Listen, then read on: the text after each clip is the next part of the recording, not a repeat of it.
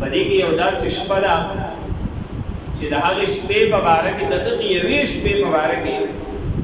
الله پاک په قرآن مجید کې یو سورت هغه نازل کړی دا د سوچ خبره ده چې دا به څه نومونه داسې یو شپه وي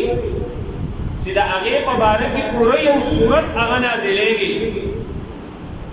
چې الله رب العزت هغې شپې ته دومره اهمیت ورکوي چې د هغې په باره کې سورت نازلېږي نو د هغې شپې د برکاتو د هغې شپې هغه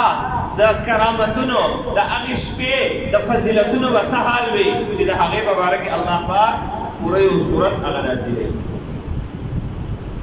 نو دغه شپه د ډېره مبارکه ده نبی علیه السلام یو ورځ ناست دی نبی علیه السلام د بني اسرائیلو د مخکینو قومونو هغه څه تذکره وکړله نبی علیه السلام خفه شو په دې زړه کې یو قسم خفګان راغی هغه خفګان دا و چې مخکینو قومونه دي هغو ته دومره ډېر عمرونه ورکړلی شو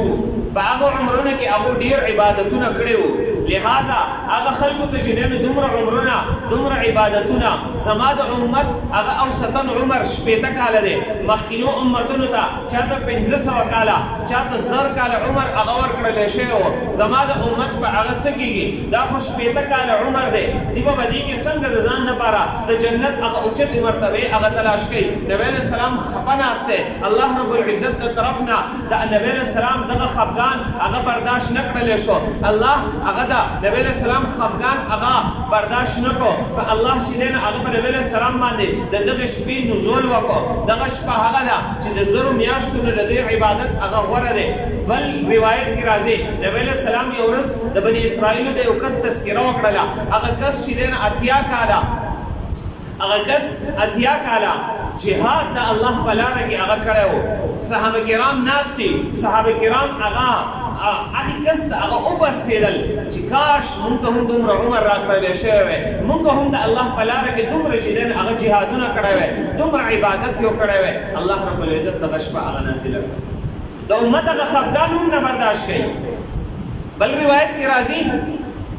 صحابو ته نبی علیه السلام تذکره وکړله 4 پیغمبران یې ورته ذکر کړل چې هغه پیغمبرانو 80 کاله داسې تېر کړی دي چې دغه 80 کاله مسلسل الله رب العزت داسې عبادت چې د سترګې په رب باندې د الله نافرماني هغه نه ده کړې پیغمبران خاص هم نافرماني نه کوي خو د 80 کاله داسې تېر کړي دي چې دا بالکل همه وخت عبادت کې هغه مصروف صحابه کرامو چې دا واورېدل صحابه کرامو ته ډېر رشک راغی ډېر زیات په خپل عمر ته خوش شو چې یاره مونږ ته دومره عمر راکړی شوی مونږ به عبادت کړی و زمونږ کار صحیح یاره تذکره وشي پلانکي ته دومره پیسې ورکړل یاره دې خولې کې ورته سوپر راشي یاره چې ما هم دومره پیسې وګټلې چې هغه پلانکي تذکره لکه دومره ګاډي دي دومره بنګلې دي دومره جایداد دی زمونږ ورته په خوله کې اوبه راشي یاره ما ته هم اوس داسې موقع میلاو شوې چې ما دومره هر څه واخیستلی زمونږ سوچ دغه دی او د صحابه کرامو سوچ څه و هغوی ته چې به چا تذکره وشوله چې پلانکي دومره عبادت کوي هغوی یاره کاش مونږ ته هم داسې موقع میلاو شوې چې مونږ داسې عبادت دومره کړی وی نو په مونږ او صحابو کې دغه فرق دی دا ډېر لوی فرق دی او بیا هم یو سړی زمونږ ته دور راپاڅي په صحابو باندې اعتراض د صحابو هغه ارمان وکړو کاش چې مونږ ته داسې دومره عمر راکړلی شوی وی چې مونږ د الله رب العزت دومره ډېر عبادت کړی نو د دغې شپې نزول الله رب العزت هغه وکړو نو دغه صورت نازل شو انا انزلناه في ليله القدر